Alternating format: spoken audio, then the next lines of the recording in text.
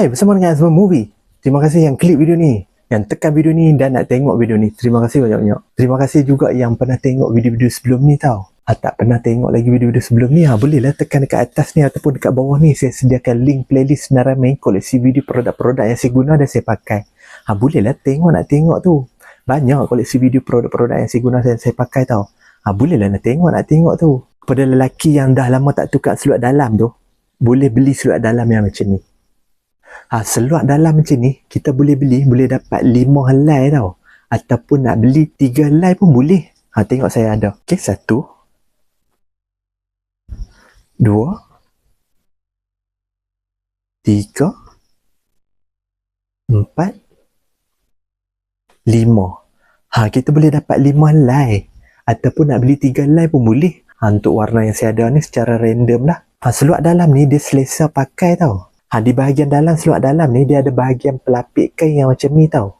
Lagipun dia punya kain pun selesa dan lembut. Bila kita basuh dan jemur dia cepat kering tau. Dia punya getah pun tahan. Harga dia pun murah saja. Bolehlah beli. Yang mana dah lama tak tukar seluar dalam tu kan. Bolehlah beli seluar dalam yang macam ni. Yang saya pegang ni saiz 4XL. Dia ada saiz M, saiz L, saiz XL, 2XL, 3XL dan juga 4XL yang saya pegang macam ni. Dia punya kain pun lembut je. Tak tebal sangat, tak nipis sangat. Saya ada juga penyangkut baju yang macam ni. Penyangkut baju macam ni jenis-jenis pengapit di bahagian depan ni. Jadi kalau kita nak sangkut, kita kena kapit lah. Dia ada dawai penyangkut yang macam ni. Penyepit ni kita boleh adjust sama ada kita nak gerakkan dia ke kiri ataupun ke kanan. Sebelah sini pun sama, kita boleh gerakkan dia ke kiri ataupun ke kanan. Kita nak guna dia pun senang je. Kita boleh adjust dulu. Lepas tu kita kapitkan pakaian kita tu. Okey, kita kapit.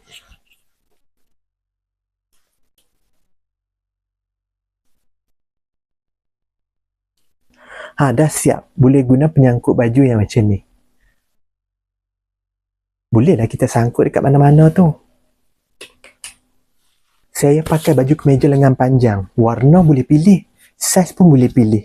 Dia ada collar tau. Dia juga ada butang.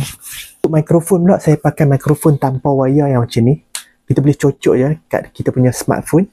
Kita boleh pilih sama ada kita nak pilih untuk Android ataupun iOS. Dia ada 2 mikrofon. Kat bawah ni kita boleh charge dia guna USB Type-C. Dia ada battery level kat bawah ni. Bolehlah kita buat konten, buat video tu guna mikrofon yang macam ni. Nak beli seluar dalam yang macam ni, ataupun nak beli mikrofon, ataupun menyangkut baju yang macam ni, boleh tekan produk kat bawah. Harga untuk seluar dalam ni murah saja. Boleh pilih sama ada nak beli 5 helai ataupun 3 helai. Bantu saya dengan menekan butang like, ataupun nak bagi komen, ataupun nak share video ni, ataupun nak bantu saya dengan menekan butang subscribe. Tekan subscribe. Terima kasih menonton. Jumpa lagi video seterusnya.